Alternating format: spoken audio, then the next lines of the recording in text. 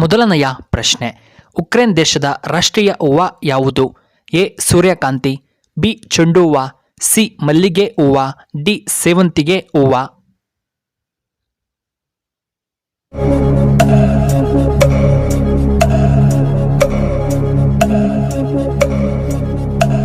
ಇದಕ್ಕೆ ಸರಿಯಾದ ಉತ್ತರ ಆಪ್ಷನ್ ಎ ಸೂರ್ಯಕಾಂತಿ ಹೂವು.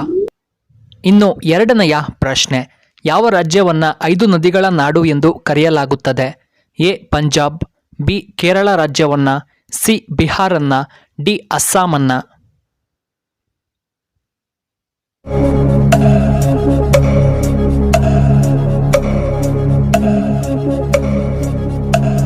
ಇದಕ್ಕೆ ಸರಿಯಾದ ಉತ್ತರ ಆಪ್ಷನ್ ಎ ಪಂಜಾಬ್ ರಾಜ್ಯವನ್ನ.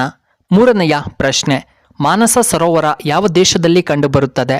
A Tibet, B America, C Russia, D Japan.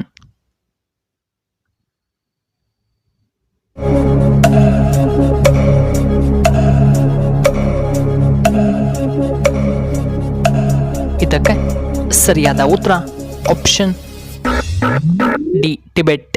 ನಾಲ್ಕನೆಯ ಪ್ರಶ್ನೆ, ಕರ್ನಾಟಕದ ಮೊಟ್ಟಮೊದಲ ರಾಜ್ಯಪಾಲರು ಯಾರು? A S Parak, B doctor APJ Abdul Kalam, C Shri Nagesh, D Rajendra ಒಡೆಯರು.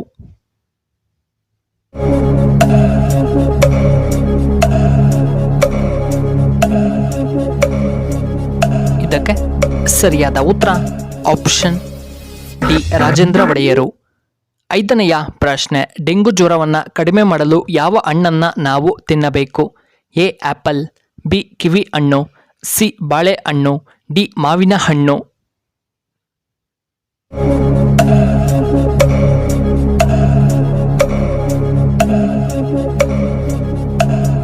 ಇದಕ್ಕೆ ಸರಿಯಾದ ಉತ್ತರ ಆಪ್ಷನ್ ಬಿ ಕಿವಿ ಹಣ್ಣನ್ನು ತಿನ್ನಬೇಕು.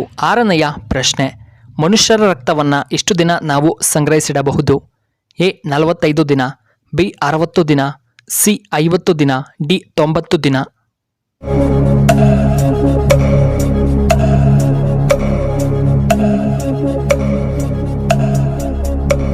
ಇದಕ್ಕೆ ಸರಿಯಾದ ಉತ್ತರ ಆಪ್ಷನ್ ಎ 45 ದಿನ. ಏಳನೆಯ ಪ್ರಶ್ನೆ, ಪ್ರತಿದಿನ ದಾಳಿಂಬೆ ಹಣ್ಣನ್ನು ತಿನ್ನುವುದರಿಂದ ಏನು ಉಪಯೋಗ? ಎ ಶುಗರ್ ನಿಯಂತ್ರಣ, ಬಿ ಬಿಪಿ ನಿಯಂತ್ರಣ, ಸಿ ಮೇಲಿನ ಎಲ್ಲವೂ, ಡಿ ನರಗಳಿಗೆ ಉತ್ತಮವಾದ ಶಕ್ತಿಯನ್ನು ನೀಡುತ್ತದೆ.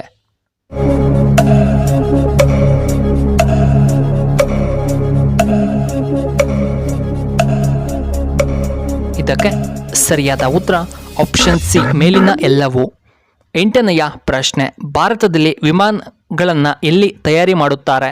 A Mumbai, B Hyderabad, C Karnataka, D Kanwar.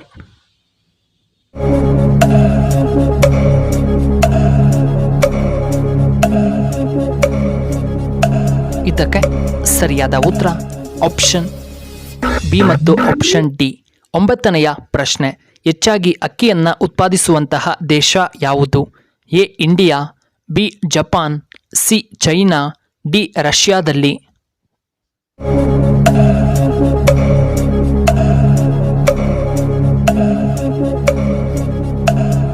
ಇದಕ್ಕೆ ಸರಿಯಾದ ಉತ್ತರ ಆಪ್ಷನ್ ಸಿ ಚೈನಾದಲ್ಲಿ.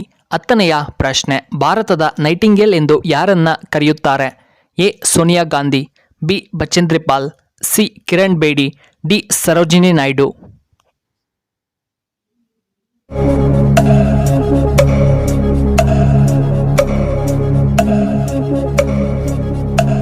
ಇದಕ್ಕೆ ಸರಿಯಾದ ಉತ್ತರ ಆಪ್ಷನ್ ಡಿ ಸರೋಜಿನಿ ನಾಯ್ಡು.